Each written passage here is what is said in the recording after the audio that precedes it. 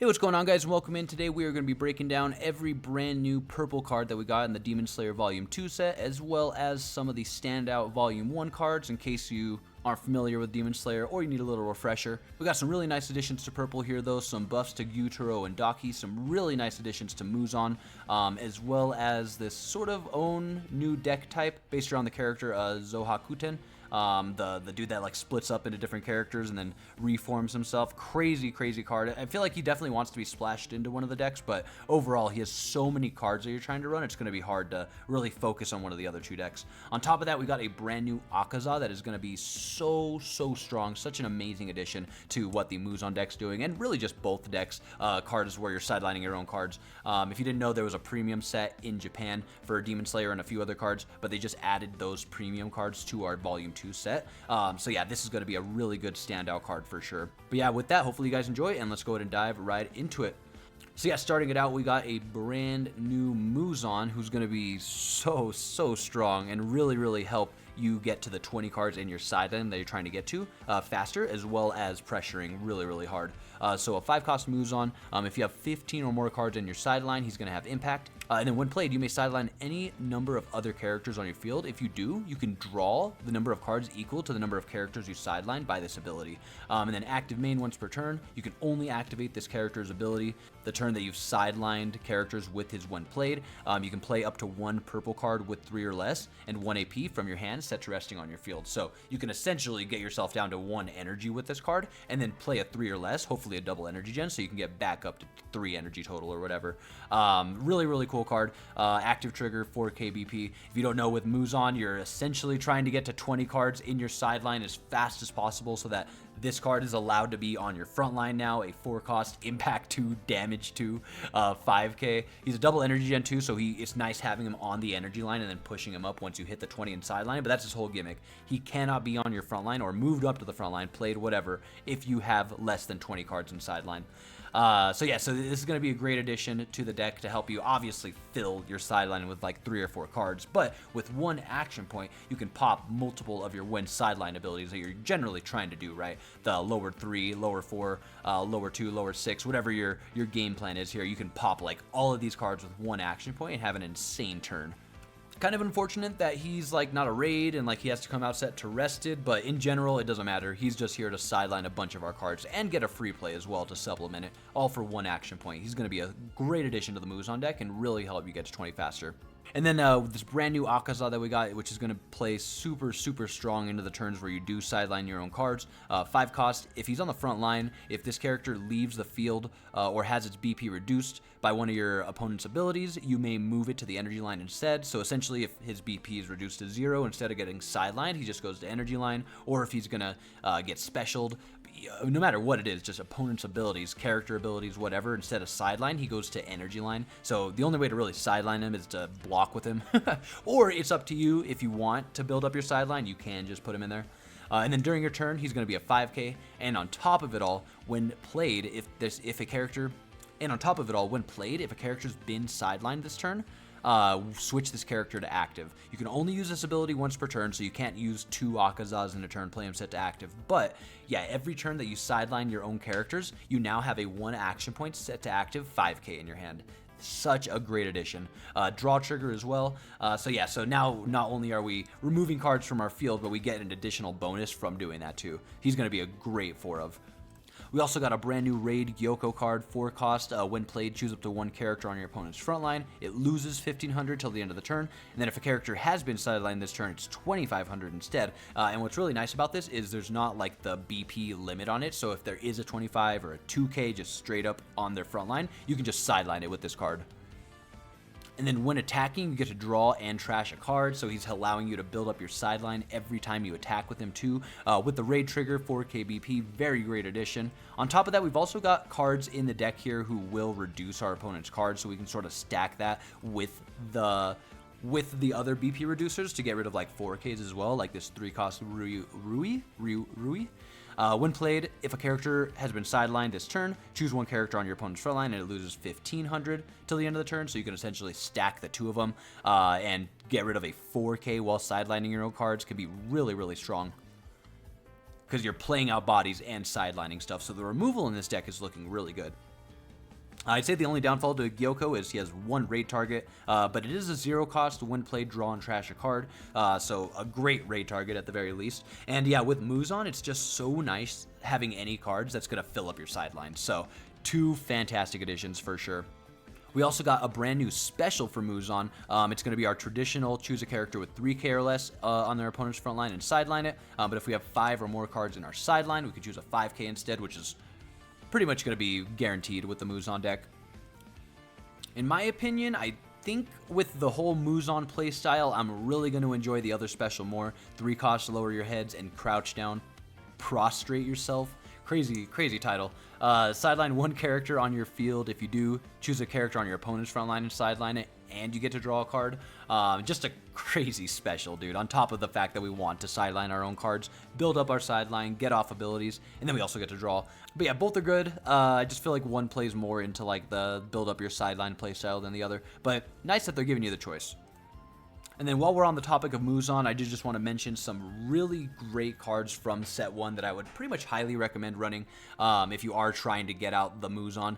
This 2-cost Yahaba is so good. Active main, switch to resting, trash 1 card. You can choose one of the following effects. You can choose a character on your field and move it to the other line, or swap 1 on the front and energy line. And this is such a good card because not every game where you're going to hit 20 in sideline is it going to be at the start of your turn, right? There's not going to be tons of games where you go into the turn where you can just move up Muzan during your movement phase. You're not going to be at 20. Hell, there's going to be a lot where you're literally at 19 cards in sideline. So it's going to be really nice hitting 20 mid-turn and then just popping this card's active main to push up the Muzan that was on the energy line, right? Because now you're at 20. There's also the 0-cost Tioni. When sidelined, same thing. You can choose one of the following: push up a card to the other line, or push back a card, whatever. Or you can swap 1 character on the front and energy line. Again, I'm pointing these out mainly so that if you're mid-turn hitting 20 in sideline, you can use these abilities to push up your Muzan, because that's essentially the goal, right? You want this guy on the front line as soon as possible. And then taking a look at this new package of cards we got here, the Zohakuten cards. Really interesting card here. I feel like this is the closest thing we've come to. It's not even Exodia, just because it's not even like the payoff isn't like a guaranteed win. But if you can get out your 5 pieces, essentially, it is crazy what this card is. So you've got this big raid card, the main star of the show here, 5-cost Zohakuten. Raid, when played, sideline up to 1 of each of the characters on your field. Obviously these 3. You raid on top of Sekido, so you're targeting up to 1 of these 3 cards. And then those cards, when sidelined, go face down underneath this raid character. And then this character is going to gain all the abilities listed below based off of the number of face down cards underneath this character. So if you just have 1 face down underneath him, when sidelined, you can actually replay just this raid card rested onto your field, so you can still have a 4K. 2 or more, he's going to have damage 2 and double block. If you can have 3 or more, if you can essentially get the full Exodia, because you raid on top of Sekido, sideline 1 each of one of them. If you have all 3, this character is going to gain 500 BP and double attack. So in the perfect turns, you're raiding this guy out for 1 action point, and you're getting a damage 2, 4,500, double block, double attack. On top of that, your cards that you're sidelining have when sidelined abilities. So Aizetsu here, when sidelined, if he's sidelined by any of your abilities, you can choose a character on your opponent's front line. It loses 1,000. But if he's sidelined with the Zohakuten card, the raid, it's 2k instead. So they're all going to have that. 1 sidelined ability, and then a bonus if it's sidelined with Zohakuten, the raid. 1 cost, Urogi? I don't remember their names, but this is a crazy fight. When sidelined, if this character has been sidelined by one of your abilities, draw a card. If he's been sidelined by the Zohakuten, draw 2 cards instead. Very nice. And then, honestly, the best one, this is so stupid. 0 cost, Karaku. When sidelined, place the top card of your deck into your sideline, and then if he was sidelined by a Zohakuten card, you get to re-stand 1 of your action points. So, in the perfect Exodia setup, because again, the 4th character is Sekido. You need to raid on Sekido. You don't sideline him, you raid on top of him, so there's 4 in this. In the perfect setup, this is free. You're doing this for 0 action points. That is absurd. Again, the setup's going to be crazy, but oh my god, dude. A damage 2, double block, double attack. Also, I just because I saw the vision the second I saw this card, dude. Could you imagine demon power with this man? An event card, choose one character on your field. It gains 1,000 till the end of the turn. Add an additional 1,000 for each character sideline this turn. And if they break 5k, the character you chose, if they hit 5k or more BP, they gain impact till the end of the turn. So could you imagine the Exodia turn for one action point with that event card, because it's a free replay, right? You've got a 4,500 impact 1 damage 2 double attacker who will be a double blocker 45 on your opponent's turn. That is absurd. Now, this is Union Arena where there's no protection in this deck, right? So your first swing, impact 1 damage 2, they block it. It's just a special and all of your efforts are gone. But like, dude, that sounds disgusting. It sounds very gross, especially again for the fact that with the perfect setup with this card specifically, it's 0 action points, 1 action point with that event card I mentioned. Yeah, I would be terrified if my opponent, especially early game, because the setup doesn't look terribly hard, it's just a matter of hitting it, seeing all 4 of them. I wouldn't be surprised if this is just super hard to play against. But again, this is Union Arena. Hopefully, if your life saves you, hopefully with a special in hand, you just shut this down the next turn and your opponent has to start all over. And again, with how many cards you need for the setup, assuming you really want to hit this consistently, you're going 16 cards here, 20, half your deck nearly is going to be just this setup. On top of that, you've got this, I haven't even mentioned him, the 2 action point Hantengu, essentially allowing you to reset the whole setup. Yeah, this is a crazy setup. So this card's cool. He gives me hope in the deck, right? So if you are like having to sideline your cards throughout it, you can reset it up for the perfect turn. This card's pretty cool. It definitely makes this package seem more realistic. 4 costs, 2 action point. When sidelined, you get to choose up to 1 of each of the following cards, basically 1 copy of each of these 4. You get to choose them from your sideline. You get to play 2 of them set to rested on your field and then add the remaining cards to your hand. So he does have to be sidelined for this. He does come out as a 2 action point, but it's really cool that even if your opponent does completely shut down your game plan, they sideline this card instantly. All the cards go into the sideline.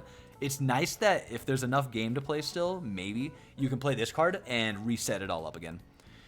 Again, it's going to be, you're taking up a lot of deck space for this, and me personally, I feel like if I'm not going 4 ofs of all of these, maybe not the 2 action point, if I'm not going 4 ofs of them, it just isn't going to feel consistent enough to like make it worth it.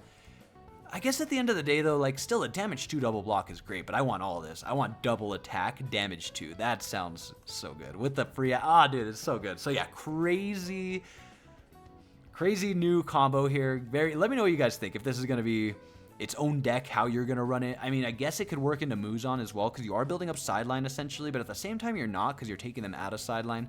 I can see this working great in Muzan though, right? Because you are like building up sideline essentially overall.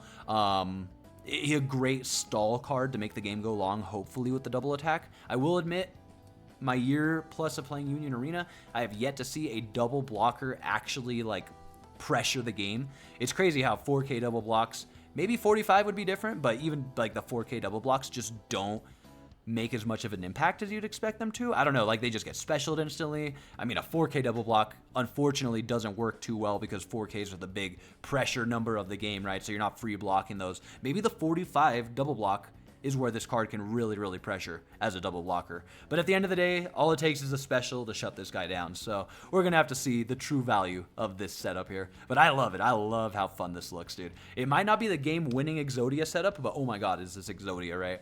You look down at your field and you see all 4, 1 of each of them, and you're ready to go with the raid in hand. So cool.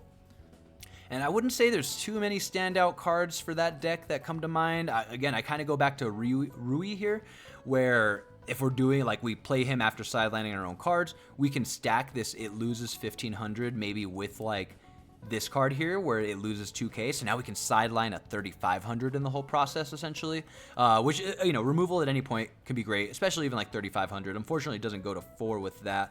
You could go with the lower 2 when sidelined. You can choose a character that loses 2,000, but now you're having to, that wouldn't really work too well, because I feel like in this build, you're not sidelining your own cards. I mean, he's sidelining these cards. I don't know. What are you going to run? I guess you could run Purge with it and sort of combo that so that then you're getting rid of a 4K as well. I don't know. Really, really, really interesting. Also, that is something to mention as well. If you're running Muzan in any capacity, one of my favorite event cards that makes this deck work. Best sideline fill-up card.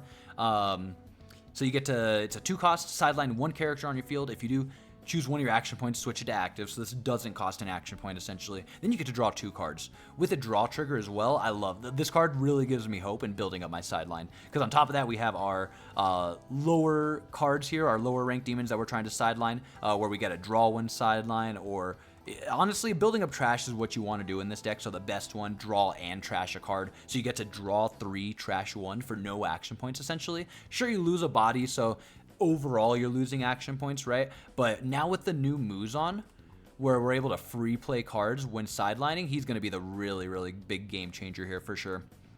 But yeah, the purple Demon Slayer deck is definitely one that you can do a lot of like deck mixing. There's I mean, they're all demons. They're mostly playing off of like sidelining your own cards for the most part. If anything, I feel like Gyutaro and Daki are more in their own thing, where you don't want to mess up their game plan too much, or they want Gyutaro and Dakis. But overall, yeah, it's really cool the splashes you can do between all the purple decks in Demon Slayer.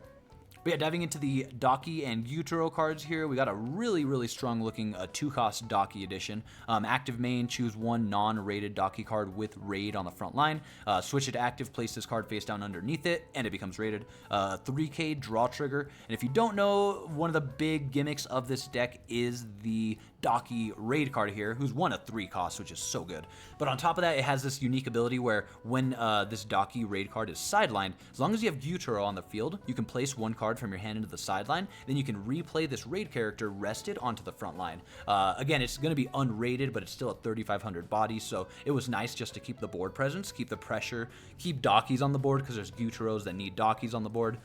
But with that, on top of it all, now we have a 2-cost Daki that we can re-raid that card with, and not only reuse the when sideline ability to keep it on the board again, but it also goes from that printed 3,500, where when it's unrated can't change, to a 4k on your turn if you have Gyutaro, and if this card's rated. So really nice addition, allowing you to, more than anything, re-sideline those cards. And on top of it all, just having more raid targets is never a bad thing, right? And then we got a new 4-cost Daki here. When played, if Gyutaro's on your field, choose up to 1 character with 1,500 or more on your opponent's field. It loses 1k till the end of the turn. And then active main, if on the front line, you can pay an action point once per turn. You can choose a Gyutaro on your field and straight up give it impact. Again, those cards where you can just straight up give a character impact play so well for late game, essentially just allowing you to have more outs to just end it. Do have to pay an action point. She does need to be on the front line, but again, if you're just trying to take your opponent's last life and you don't have impact on the board, it's nice that you can just play her rested on the front line, pay the action point, and now your Gyutaro has impact. I would have really liked to see give a Gyutaro +1 damage, because it would have worked really well with this Gyutaro raid card here, if he was a damage 2 for the turn, where once per turn, when this character attacks and wins a battle, you get to switch it to active, so that he's a damage 2, you force your opponent to want to block, but now you get to attack with him again. That would have probably been a bit much, let's be honest. Because if you give him impact, your opponent was just going to let it go through before anyways. But yeah, in general, just those endgame impacts can be really strong. And then a new Gyutaro that we got, a 1-cost, 1 played if Daki's on the field. Choose up to 1 character with 1,500 or more on your opponent's front line, and it loses 1k until the end of the turn. Cannot sideline your opponent's cards with these because there is the limit, but allowing you to reduce them, get more attacks in, pressure your opponent more. And honestly, if you are going for some color mixing, maybe you have these cards who are pretty simple when played reducers mixed in with your cards where when they get sidelined, they can actually kill something by minusing it by 2,000 or something, you know?